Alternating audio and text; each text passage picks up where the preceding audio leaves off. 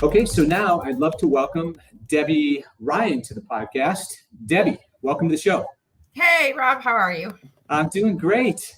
So Good. Debbie, listen, you've had, as I mentioned in my opening, an amazing career. I've got to see some of it firsthand. Debbie and I worked together at APL and Kmart, for example. But I'd love to have you kind of share with the audience, Debbie, your background and kind of how you made it through this crazy journey that you've been on.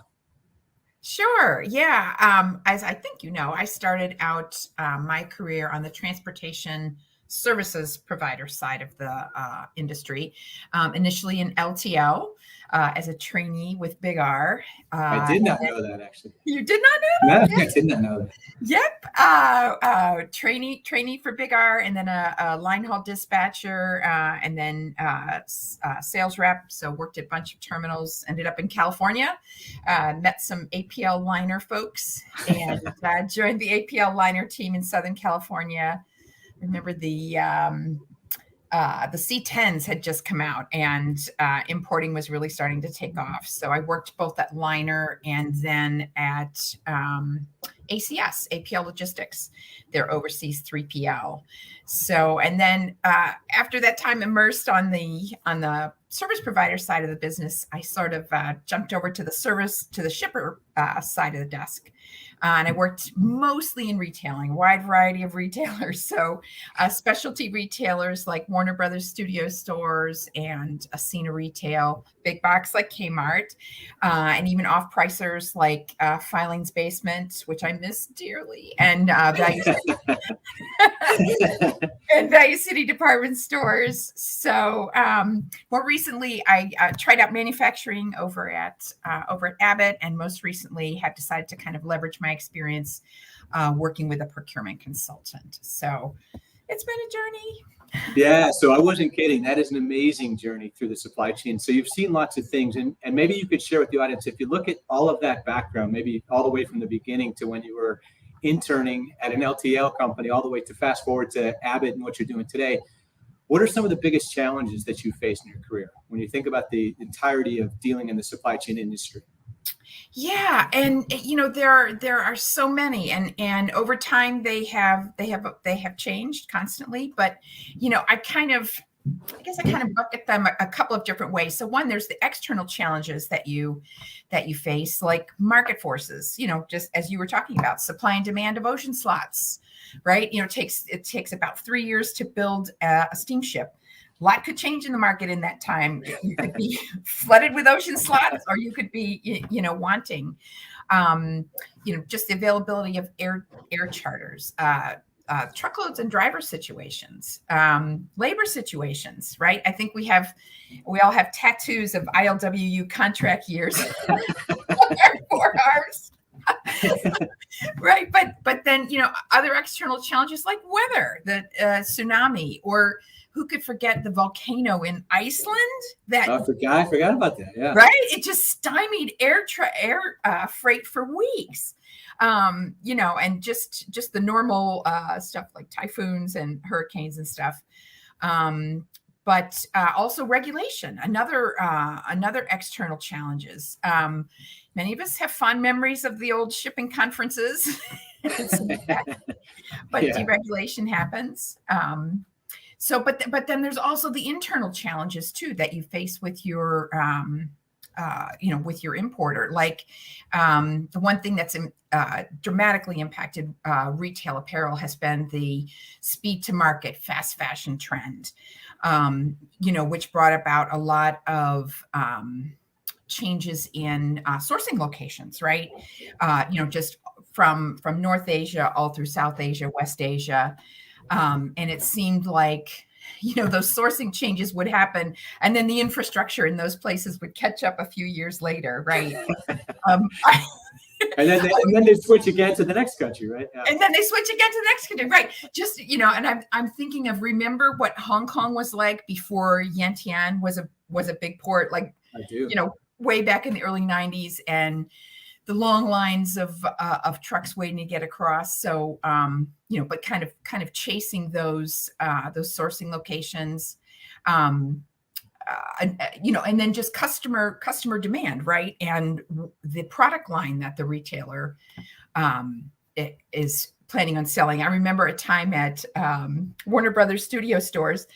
One year, the big product was these great big giant pillows for kids to sit on with like a Bugs Bunny or whatever. So very volumetric cargo, right? We signed a big contract, and the next year the hot item was Pokemon cards. Teeny tiny right. cards, yeah. So we went from 1,200 Fs down to like 500 or something, and just because of the change in the and as in transportation and logistics, you kind of have to stay ahead of that as much as you can. Well, that's going to lead me to my next two questions. So it's amazing to hear, you reminded me of lots of stories in terms of the challenges. So that's one thing I think we liked about it. But I want to start with, how did you deal with all those challenges? Was it just experience that got you through that? Or did you have tools, or was it mentors? Just for the people who are starting out their journey, I don't think the supply chain has changed that much. It's still wild and unpredictable. How do you learn this business? How do you deal with all these challenges? Because obviously you've successfully navigated that for many, many years.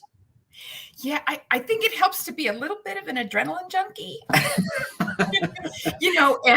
and just be inspired and motivated, and want to get up and come to work every day by all of the constant changes. But you really have to talk to people and dive in and learn this stuff to whatever extent you can. And transportation and logistics is unique in a company. It kind of sits in the middle of a whole lot of things, right? So you've got your merchandise planning and allocation, you've got design and sourcing and things like that, you've got finance, distribution, blah blah blah. And to whatever extent you can reach out and partner with all of those groups, or I love to see kind of cross-pollination. Hire somebody from the shipping department to come and be a transportation analyst, and kind of share those, build relationships cross-functionally, and just learn from each other. But I have to say, this is an incredibly generous industry too. That we share freely. Think of all of the conferences. I can think of 5 people right now I could call and say, hey, if I needed to store 100 trailers in Bond in Southern California, right? Yeah. I think everybody's 5 degrees of separation for sure. Right? Absolutely. Yeah. And then what about things you didn't like in the industry? I mean, there's been, to your point, it's really exciting. It's very diverse. It's great for adrenaline junkies. How about the flip side? Is there anything that you dislike about the supply chain industry? Anything you'd like to see different? Yeah. You always want to think that you can nudge things along, that there's certain things that you can change. And I guess the things that are difficult are, just these chronic problems that nobody seems to be able to get their hands around. Like, I'm thinking of the chassis situation and getting things quickly in and out of the piers and things like that. That just seem to be chronic problems year after year. It's more of a frustration that we can't all put our heads together and solve that kind of problem. And we always wish we had earlier notice about things going on. And, we've always joked, we're the last ones to know that somebody started sourcing in Cambodia, right? Yeah, that's right. What do they say? Something rolls downhill. Exactly. Yeah. Just a booking pops up and you're like, oh, that's cool. When you think, Debbie, about all the different things you've done, as you mentioned, you've kind of been on the domestic for a short time, you've been on the carrier side, you worked for retailers, you worked for manufacturers. Which one of those did you find the most rewarding? Or did you like all of them for different reasons? I'm just kind of curious, when you look at that diversity of your experience, was there one thing that really stood out as, I loved being in retail, for example, or I loved being in manufacturing? I would say not an industry per se, but an atmosphere. I think when I was at Ascena Retail, the company was growing by acquisition. So every couple of years, there was a project to incorporate some new brands. And it was an opportunity to do network optimization studies. It was an opportunity to rethink all of your contracts, ocean, parcel, everything. Just an opportunity to kind of a little bit start from scratch and draw your perfect network or your perfect operation, kind of from the ground up. And I personally, I just found that very engaging. That every few years there was an opportunity to kind of rethink your network in its entirety, and maybe do some things that you didn't have the scale to do before. Or the new acquisition has a distribution center in Maryland. Oh, what can we do with that? Just Debbie, you do realize it sounds a little bit crazy that you like things changing constantly. Some people like them to stay the same. So it says a lot about your personality. And I recall that from working together at Kmart, for sure. That no amount. That. Yeah. There couldn't have been too much whirlwind for you. So I'm gonna take you on a different path, since you've done domestic and importing. There's a lot of talk about, that with all the challenges that we've seen the last couple of years in the supply chain, particularly in the import supply chain. There's a lot of talk about, why is this stuff made offshore? I mean, this is the most basic question. Why don't we make it here in the United States? You just most recently worked for Abbott, obviously a large manufacturer in the United States. What are your thoughts on that? Or do you have any thoughts on that in terms of whether you think production will start to come back either near shore or onshore? Because all I've ever known, and I think all you've ever known, is that most of the stuff that we consume has been manufactured offshore. So it would be a really significant change. What are your thoughts about that? Yeah, broadly, I don't see things massively, coming back to the United States for manufacturing. I mean, you just have to look at the profit margins, and you've seen them, what you can manufacture for in Vietnam or China or places like that. And I can't see a situation that would come about unless it was catastrophic, where people would say, we're going to set aside those profit margins and, make in the United States. Now, I do think that there may be some strategic shifts, right? I'm in Ohio. They just announced a giant new Intel plant on the east side of Columbus. So, I can see things like those type of products where there's a security strategy or something like that, or something that we should be able to do, where our technology can be better than something that we import. For example, clean energy manufacturing, wind turbines and solar panels and things like that. But I don't see things like socks coming out. I don't know why I just thought of socks, but I don't see things like that coming back, because it's almost economics 101, right? Things will seek the lowest cost of production. So, and the costs are so much lower. Now, if those costs come up dramatically, and there's a little bit more of a level playing field, but I think it's really all about the profit. Well, I'll share another controversial thought, and maybe just get your opinion on this. I used to guest lecture at SMU, and I would always get one question about this, why sourcing in China, or all these controversial things. And I used to keep a picture in my presentation, and there was a bunch of people working over sewing machines, but it was from New York in 1930. Yeah. I always kind of wonder too, if we haven't progressed up the manufacturing ladder to where to where we want to be creating things in this country that are either important to security, which, as you mentioned, or a high value, where we can pay people really great wages and work in a really safe environment. So how do you think about that? Do you think that's another sort of reason for, Adam Smith said, don't make for your family what you can have made cheaper by others. So sort of as a global economy today, maybe we look at the United States as we stay on the high end of the manufacturing scale, where we can have the safest, cleanest, most high-paying jobs.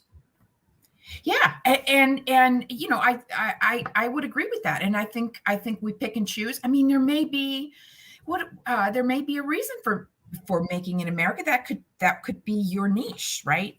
All of our clothes, all of our suits, all of our dresses made in America. That's a marketing angle, or it could be a creativity angle.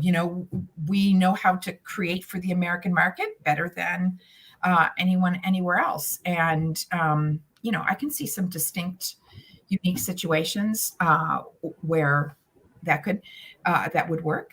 Sure. So you don't see a massive shift, but maybe for certain industries, certain things, it makes sense.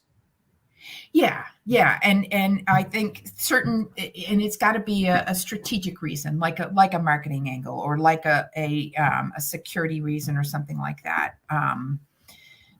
That it would come here. So last question, as we close out here, if you were starting out in the supply chain industry today, like today was going to be you're just out of college, ready to go in the supply chain industry, or you're advising somebody considering supply chain, how would you counsel them, or what would you think about? Would there be anything you did differently, or is there anything you'd recommend differently to somebody just starting out? I wouldn't have said that to young me starting out my career, but I would certainly say it to people in school right now. Hone your analytical chops, because supply chain really runs on data and analytics. I mean, things are micro timed and synchronized and things like that. And it really runs on data and analytics. And, the more skilled you are at doing those kind of things, those are great entry points into finance or transportation analytics, distribution analytics, planning, things like that. Really have those things in your backpack. And then also, try and resist getting pigeonholed. be a hopper. So, I was saying earlier that supply chain sits at the center of so many different functions. So the more you know about those, the better you can be. So, if you've been a couple years as a assistant in merchandise planning and allocation, see if there's there's a lot of transferable skills from that type of role to a transportation analyst role, right? Distribution wave planner or something like that. There are definitely transferable skills there. Break into supply chain or transportation finance. Be great to do a little tour in compliance and trade, right? Get to know fulfillment. And I think if you can, kind of plot out a career moving through these different disciplines, I think you will, and along the way, you may find that, hey, I'm sticking with trade compliance because, this is where I really found a home. So why do you think it requires so many more analytics? Would you say that has to do with the shift to e-commerce, just that the supply chain itself has gotten incredibly more complicated? It used to be you offloaded in a container and you moved it into a big distribution center to go to a big pool distributor to go to a store. And now it can go anywhere, anytime. Yeah. Do you think that's the biggest change that's causing the need for all that much deeper analysis than we've done in the past? Yeah. And actually, I think a lot of the low hanging fruit is all gone. And now that's true too. Right. And if you're going to find things that'll save you half a penny a unit or something like that. And I think it just requires that, deeper analytics, and you're always looking for options, always looking for risk assessment, things like that. And I think that requires a lot of the analytics piece too. So. Yeah, I love your recommendation about diversity too. I think that's one of the things that I've seen as a challenge is people do tend to get pigeonholed in their space, and then it's very difficult for them to see the broader picture. So I think that was excellent advice as well. Yep. Yeah. Okay, I'm getting the high sign here, Debbie. All right. Unfortunately, our time here has ended. I want to thank you though before we go, because Debbie threatened me that she was going to tell some stories about us in our earlier career days, and so fortunately, she didn't whip any of those stories out. For another podcast, maybe we can talk about how things used to be.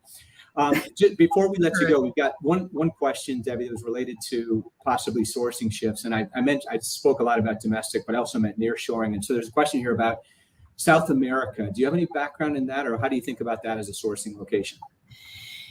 I have never understood why we couldn't, we couldn't get some folks into, especially Central America. I remember, gosh, it was probably 10 years ago. I remember some, I want to say Korean factories going into Guatemala and places like that. And, Sure. with the cost of ocean transportation being so high now, I mean, I think this is sad to say, I think the only enemy of development in Central America is, what if those ocean containers come down to $1,100 again from Asia to the West Coast? And, but I've never understood why we don't get more development in Central America. I think it's a great idea. Yeah. So, and I'm with you. The only thing I could think of, Debbie, for Central and South America in terms of what I've seen is when you and I watched sort of China come up, they didn't just invest in importing, they invested the infrastructure to go with it. They're very, very efficient. And so that's another thing I just think for consideration is how efficient are things in Central and South America? Could they keep up with the efficiency, particularly in China? That's another consideration, I guess. Yeah, that's true. I know. I remember on my last job looking for northbound routes for product from Mexico, and we were looking at ocean because truck was so challenging. Yeah. But was the infrastructure there to support it? Yeah. That's it. Okay. Well, Debbie, thank you very much. It was great to catch up with you again. You too. And we'll talk soon.